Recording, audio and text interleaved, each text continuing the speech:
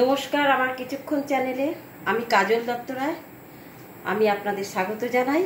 আজকে যে জিনিসটা আমি দেখাতে চলেছি সেটা হচ্ছে, আজকে এই শাড়িটা আমি পরেছি। এই শাড়িটা আমার জামাই ষষ্ঠীতে দিয়েছে। এই শাড়িটা পরে কেমন লাগছে আপনারা কমেন্ট করবেন, ভাল লাগবে আমার। আর আমার চ্যানেলটা আপনারা সাপোর্ট করছেন তো। আর শাড়িটা দেখুন কিরম লাগছে। এই যে শাড়িটা পরেছি,